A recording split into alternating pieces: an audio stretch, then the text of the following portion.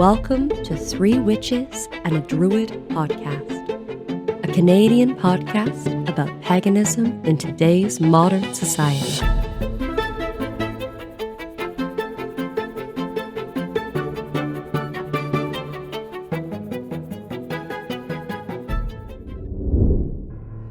Welcome back to Three Witches and a Druid, our second episode. Right, tonight. The spooky episode. We're gonna talk about Samhain. Not Halloween. No, Halloween. Samhain. Samhain, which eventually became All Hallows Eve for All Saints Day. Yes. So, Samhain around here in Halifax is a relatively big deal because we have a nice, big, fancy ritual in the Commons every year. I think 25 this year. Long time. Yeah. Dawn's been at it a long time doing that, leading that. So that's always very exciting, and I don't know what your guys' connection to Samhain is. Why don't you guys explain that? Samhain for us is the end of the year in your basic witch kind of idea.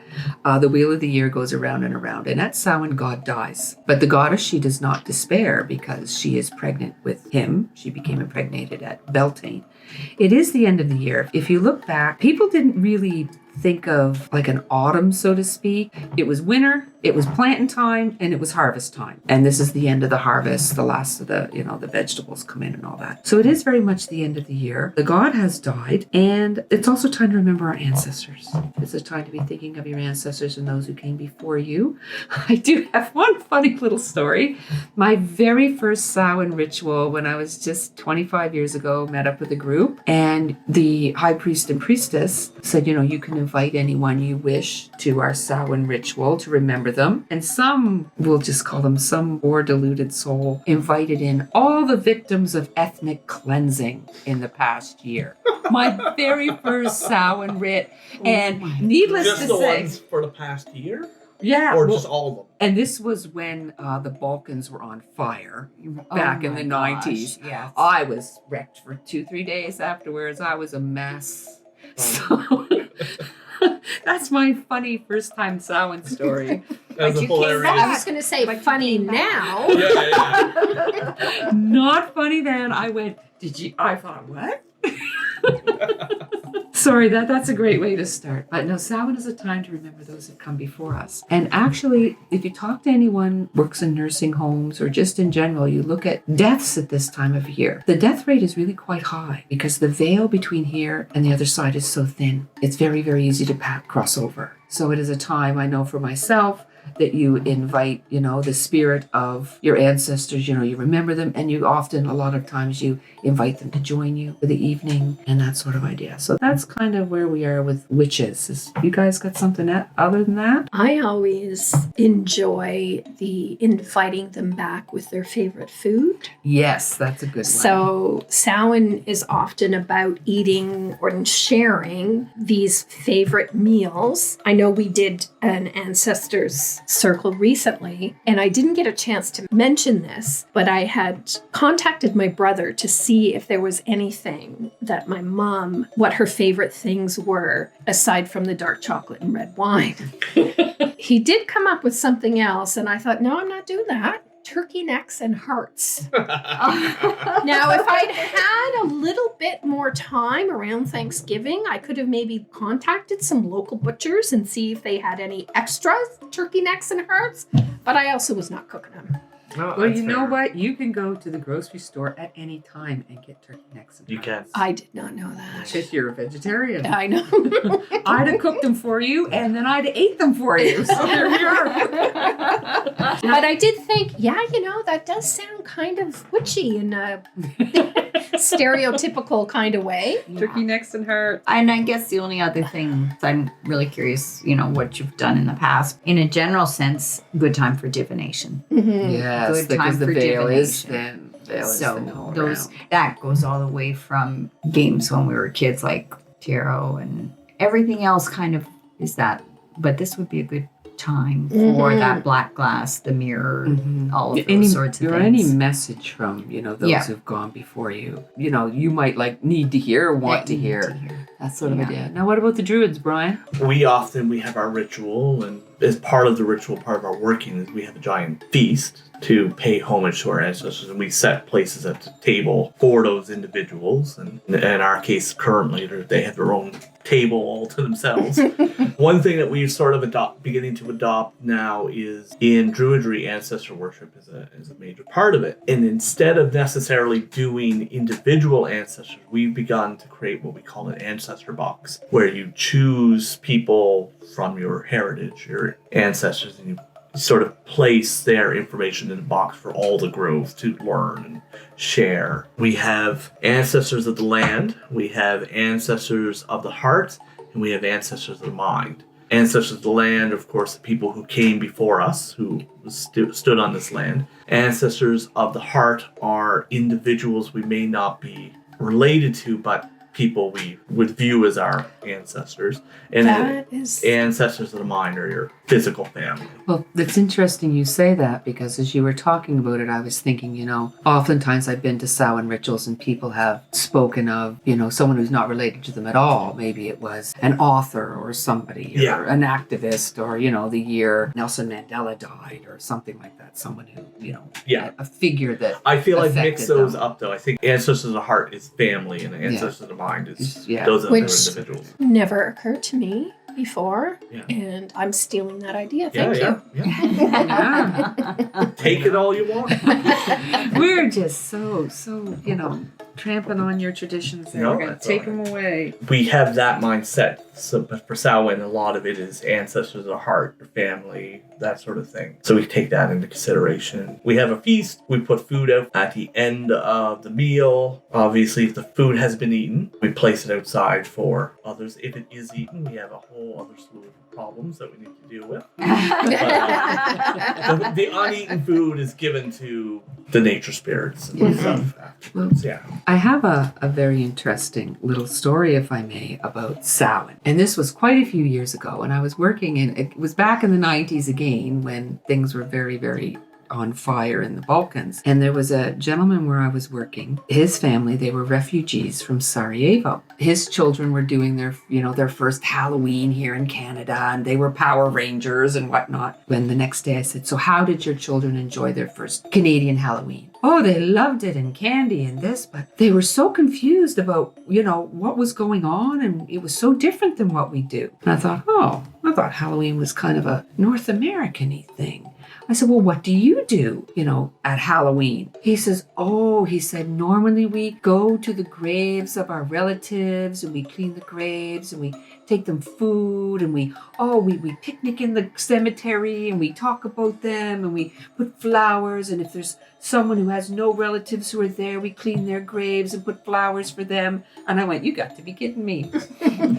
So in modern day, in parts of Eastern Europe, or in Europe a lot, they're doing what we're doing as pagans. Right. Yeah. They might have been, the priest might have been there, but it was the concept, because the whole trick-or-treat Halloween thing, that's a very That's Canadian, the commercialized. commercialized. I was just like, what? Yeah, that's our Christmas commercialization of it. Yeah. Like, and I'm not going to ever say no to it, because I get to dress up and take my kid around. Well, that's the Excellent. best. Yeah, it's the best part. I love that. And then stealing all the candy afterward. It's the best. Because he doesn't like chocolate. I love chocolate, so it's good.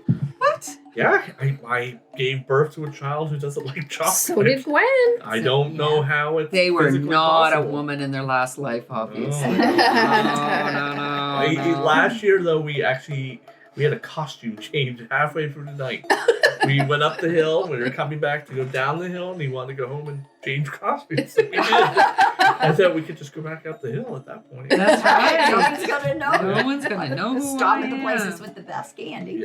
And you know what's crazy is, because that's a really fun night. I have a friend or two come over. We sit outside. I prepare for 200 children and usually run it. Really? That's how many Wow. kids we get here. See, that's the unfortunate side effect of living at the top of a hill. You get 35 And No. every one of those kids deserves everything they get. No. I'm not that ill. On my Wait, hill, wait, we get wait. 12. We On a get good year. I get 200 and run out. Trick or treating isn't just for the little ones anymore. No. The teenagers, I remember sneaking out at 16 once, and everyone thought it was atrocious I was out there. But now it's like, my kids they're in grade 12 or What? whatever, and they're trick or treating, and the If you're- teenagers that come, and it's really nice actually. If you're wearing a costume, you get candy. I don't care. Yeah, I how don't old care. you I are. actually went out, I was probably 15 or 16, maybe younger, but it was at the age when you're supposed to be done with that kind of thing. But I went out with a friend of mine. We got called out quite a bit, but when I was in grade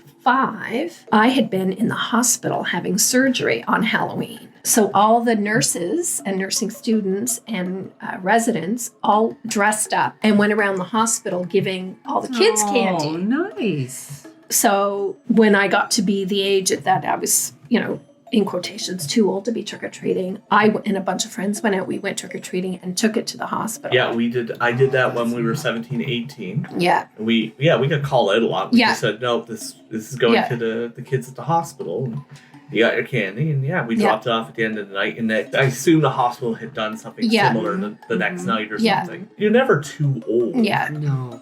Well, And that same year, my class, I guess, had put a box in the classroom for people to donate Halloween candy to be brought into me. And being in grade 5, you would have assumed I would have gotten all the crap. I got all the best stuff. I don't know who these kids were, but I didn't get any crummy candy. crummy candy. So- it was Well, all premium. That's really good. chips and Well, with my kid there, one of the reasons why she said, well, I'm going to do this first. The student council at the high school, all the kids got wagons and carts and all that, and they went around first collecting for the food bank as something for their school. And then they went and dropped all the food off, and then they said, okay, now let's go get our own candy. Yeah. And we had a girl here, one of my foreign students, and she was 21 years old. She was she was from China. She was a tiny little thing, but she loved candy. And we're explaining, Halloween to her. She's like, what? Free candy? What do you mean?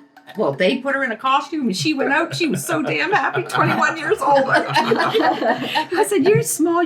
She was very tiny. She could pass for a 14-year-old. Free candy? Oh my goodness, free candy. She was going.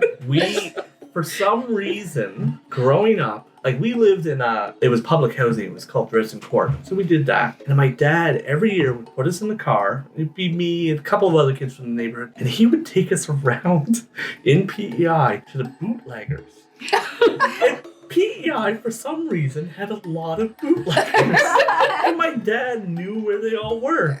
He never drank, but he knew where the bootleggers were. And they used to give out the big bars, the balls pop, and you did your little public housing stuff, you got your little candies, and then you went and got the big stuff. That was always the weirdest thing to me growing up. It's like, one, why did my dad know where all the bootleggers were? Two, why did all the bootleggers know they had to give out candy? Keep everyone quiet. Yes. And why did Charlottetown have so many bootleggers?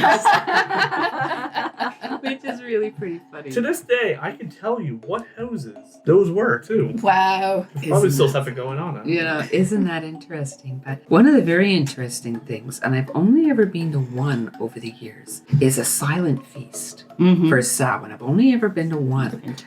And that is when I haven't done that. nobody speaks. You set the table and you have, your friends are with you. And you also set a chair for each one of the dead that you would like to invite in. And you put their food out and everything. And nobody speaks. Yeah, we called it a dumb supper. A dumb supper, a I silent did. feast, yeah. A silent And feast. that is a very interesting thing to do because not speaking, you hear more, obviously, and the veil is thin and more can come through and people were getting more messages and things like that. It was very, very interesting. It's hard for me to obviously shut my mouth.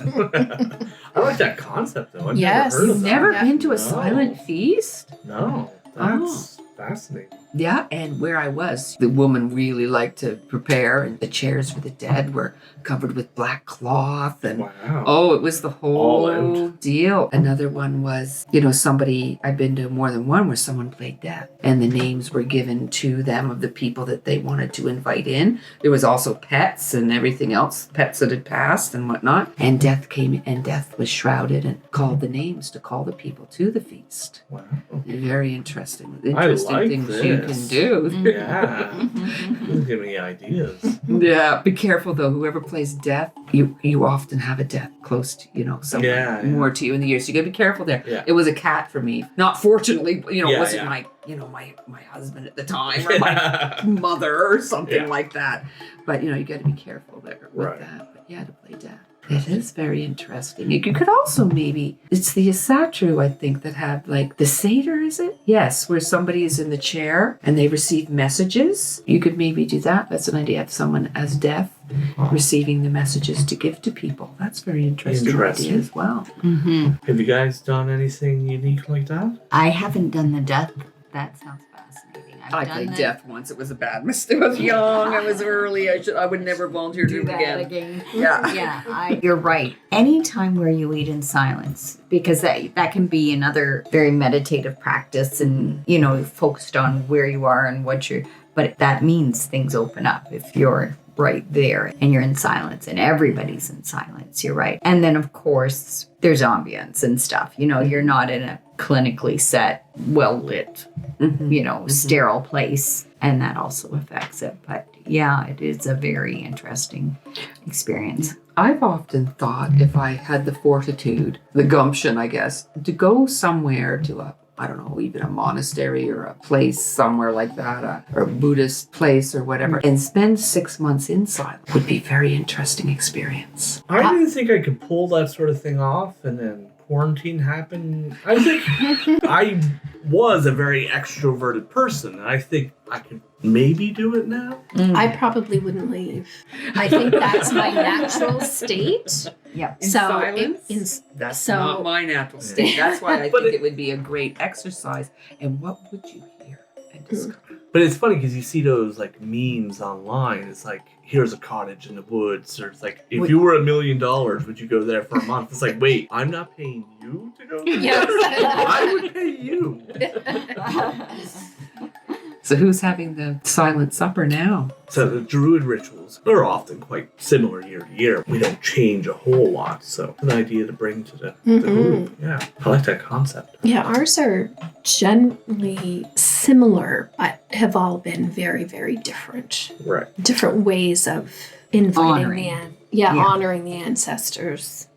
If you look on the Wheel of the Year, and it's cut into the 8 pieces, directly across from Samhain is May Day. So the festival of life and, sex and conception and all of that is directly opposite the holiday of death on the Wheel of the Year, which is really, really interesting, All along the witchy lines, how many people have used Samhain as a jumping off point for like a year-long spell? Have you done that kind of work? I never have. That's never occurred to me. So but incorporating, like having it be having that Samhain part from now till Yule being the introspective, this is what I'm building. And then not just working with the moon, but working with the stations of the sun so that you're bringing it to fruition. A spell for one thing for a year, and just sort of incorporate different angles, I suppose. Yeah, so you're in the introspective place. You're in the introspective part between now and Yule, and then at Yule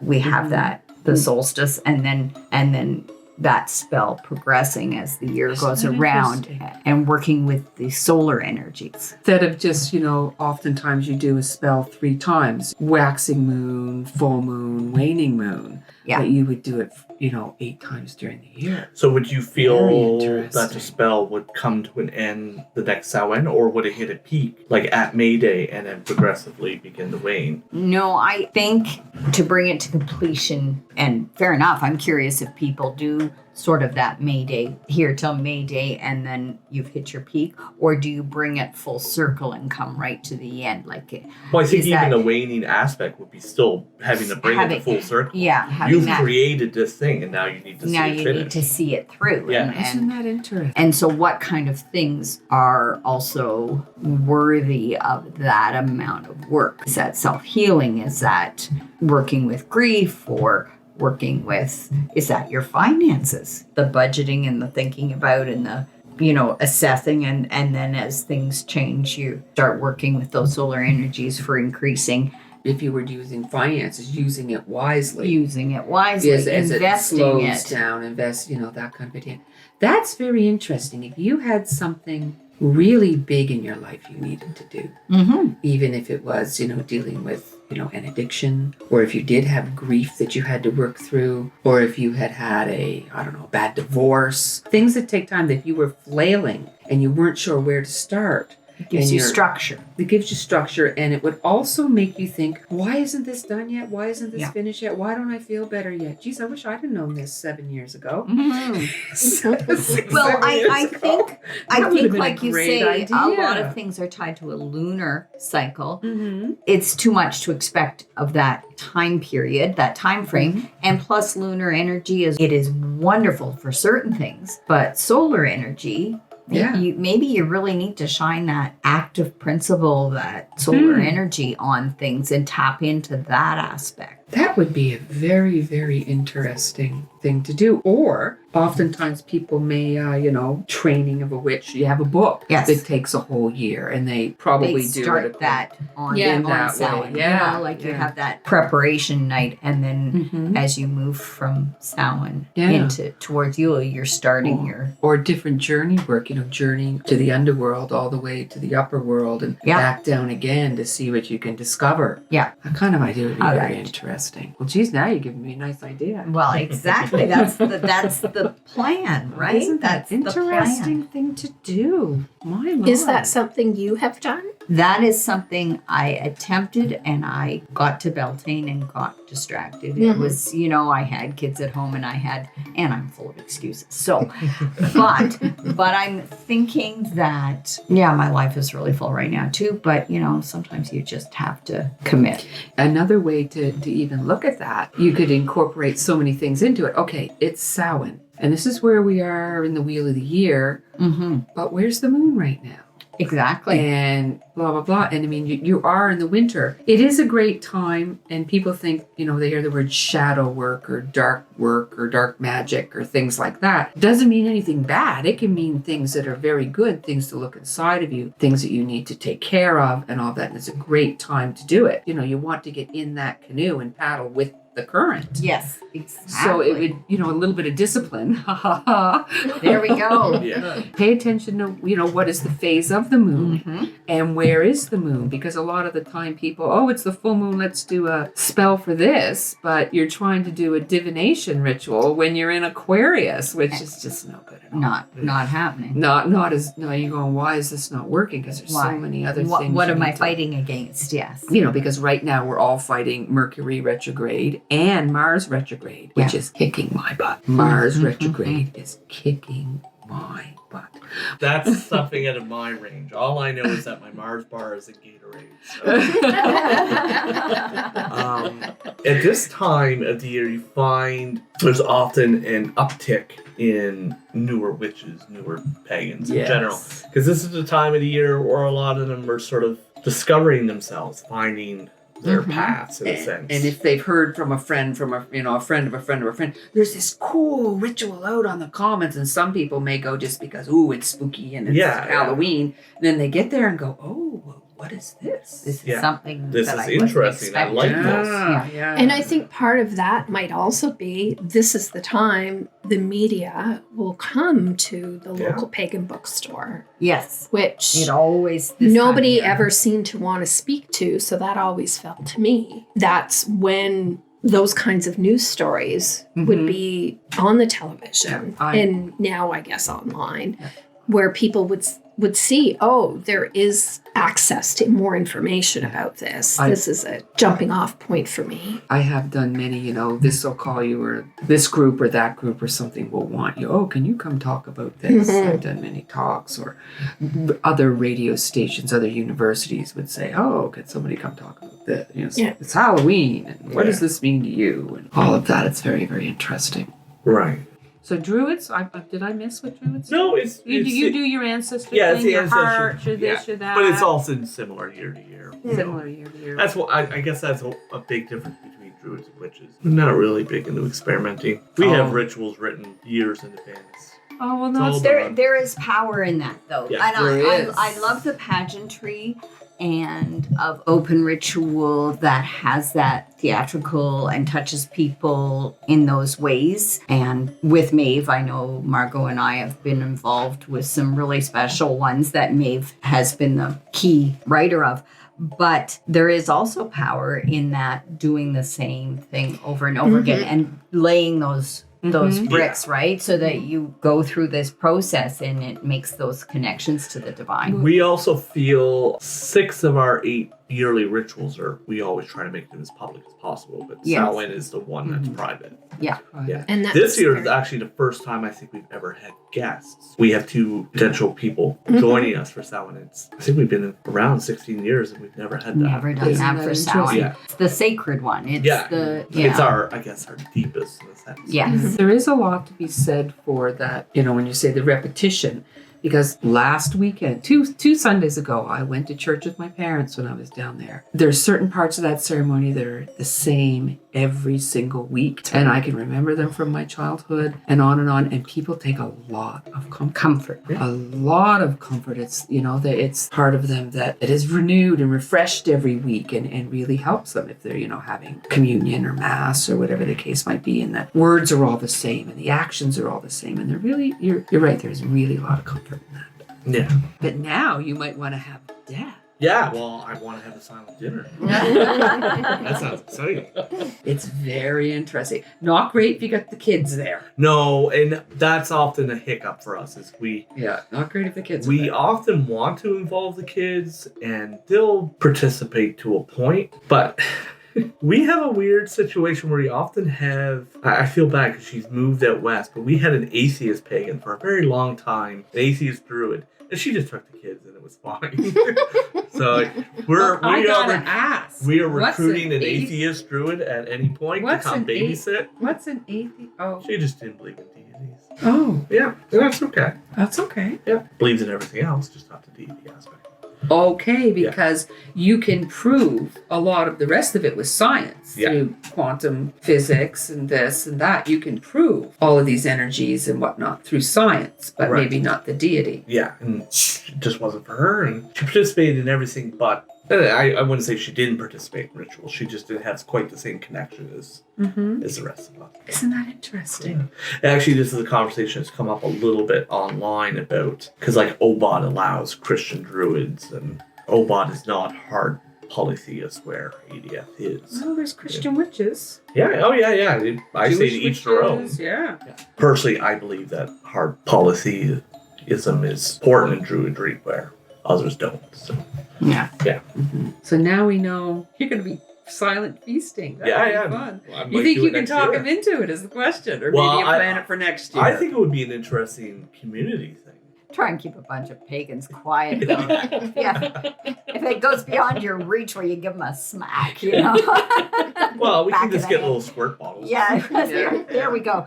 So I guess I have another question. How strict are you about timings? Is some intent close enough? So on your Samhain rituals, is it the Gregorian calendar or whatever it is, October 31st? Is it whenever the Scorpio is at the constellation is at 15 degrees of the horizon, or is it, how strict are the Druids? Well, a lot of Druids do it November 1st.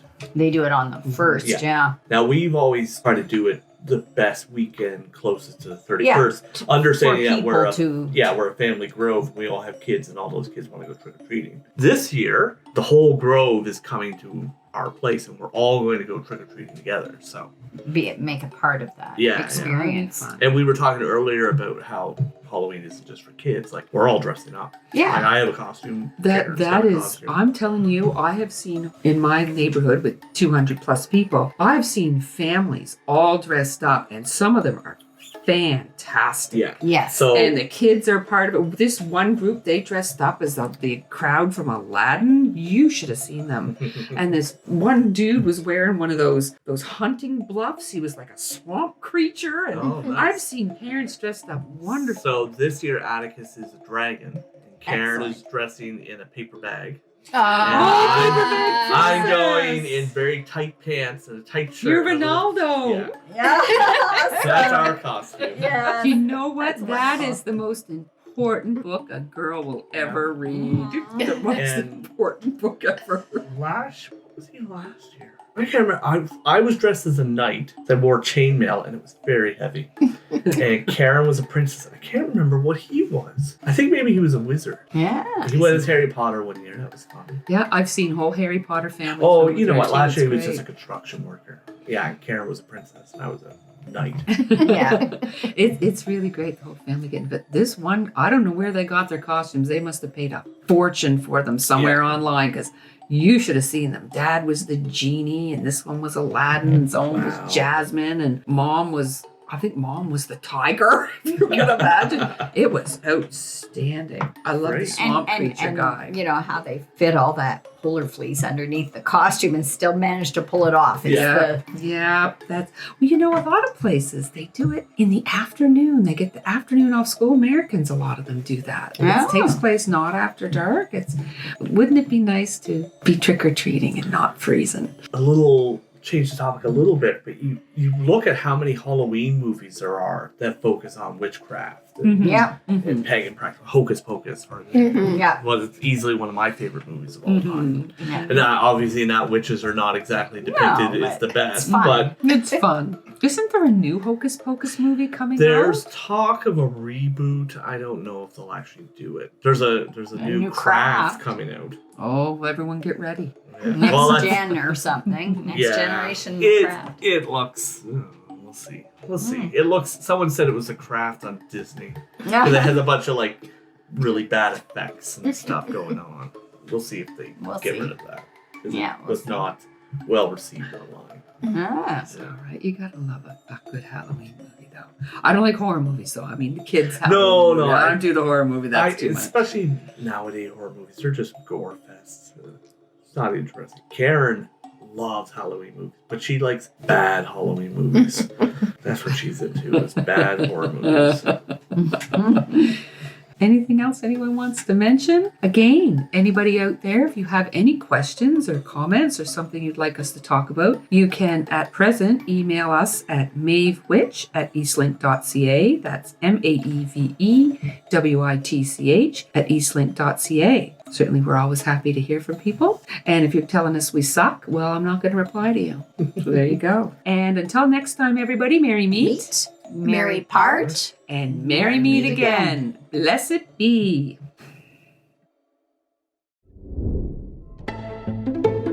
This has been 3 Witches and a Druid podcast. Thanks for listening.